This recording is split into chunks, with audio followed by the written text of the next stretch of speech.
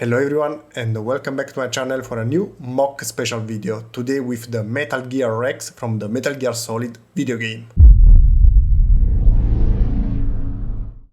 I think this is the most famous Hideo Kojima video game saga, Metal Gear Solid, the first one, and it's a big part of my childhood, so we have it here today as a prototype. And as usual, I'll show you everything about today's mock, both here with the prototype and on the program. With the prototype, the colors don't matter because I need to test the stability of the project and not the final colors. So watch the video until the end to know everything about what you'll get with this project. As usual, check the caption of the video where you can find the instructions to build this one and my other projects, a link to get the full set with everything, so you get both instructions and parts. Moreover, there are also playlists with my all other designs, and in this case specifically, this project is built at 1:70 scale, a scale I use for other projects, and today I want to show you specifically also this one. I show you also here on the camera that it's a main battle tank. And why this one? Well, if you played the first Metal Gear, you should know. And now we can finally start the proper review, but first I have to make an important premise. It's very important, so listen carefully. For my prototype, the legs are connected with ball joints that are very good for movements, but not so much for stability. As you can see from the front camera, here we have a stand.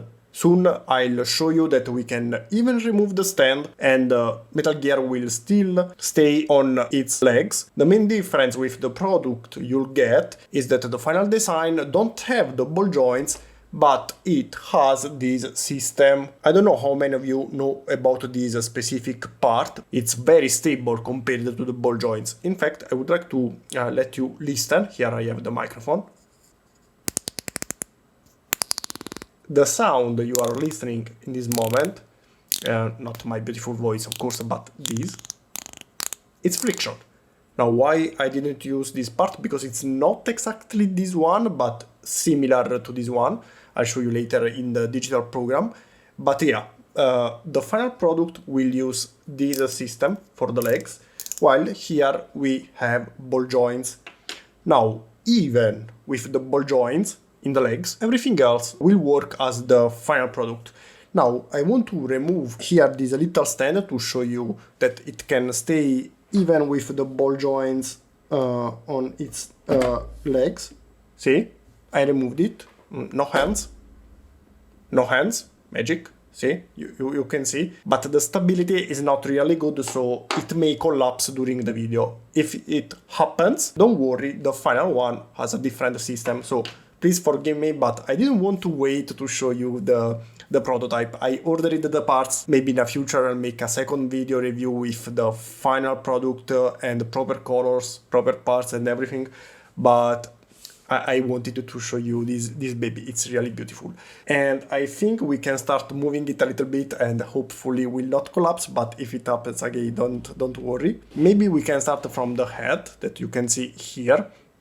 What we have? Well, we have the weapons under this section of the head, and here this one is a machine gun. It can rotate. I don't know if you can properly see it, maybe like this. This one rotates because it's a rotary machine gun, a Gatling gun. The head can move. It has a ball joint here. The ball joint is not a problem, so the head can move in every direction. One thing you can do is open here the mouth. Inside there is the pilot. There is a little bit of space, as you can see, so you can put some little bricks inside to simulate the pilot. I would say some yellow and gray parts, I don't know. I think the trophy will fit perfectly inside here. I don't have one, so I can't test it, but I think it's an interesting feature. Here another moving part is the neck, so you can do this movement and maybe like this, moving the head up, down. Then we have the rear with launching missiles, many details inside here. Main weapon, that is a railgun launching missiles. nuclear missiles, precisely. And this one, as you can see, also has a ball joint and can be moved a lot. I tried to make it like an action figure, so you can position everything as you like, but still made with bricks. It's an action brick figure, I guess, I don't know, but I tried to achieve the same result. Here we have, again, here the gun, here we have the radar that can move first here, just thanks to the usual ball joint, but also here the head can be moved differently. So you can maybe point it this way, but move it this one in every direction. The top part itself can be moved up like this and down.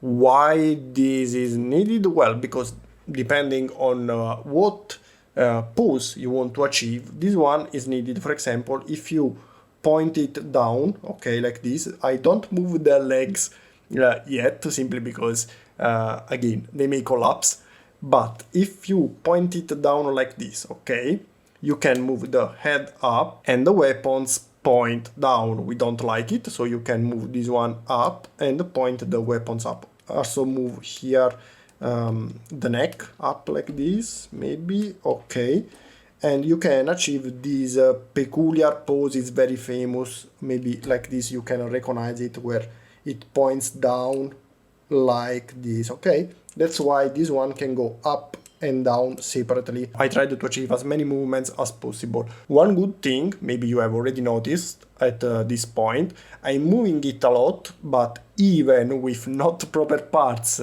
the stability is still very good. Here we also have the laser weapon, the PP of of the Metal Gear. It's a peculiar position. This one can move, also rotate 360 degrees. I hope you can properly see it. So you can rotate at any direction. I'm up, down. So also this one is like the video game. You can move it a lot. And finally we have the legs. We have here chaff grenade launchers. Here we have the nails. I think this can move up like this and down. Maybe I can show you also from this point of view. Up like this or down like this. They always need to touch the ground.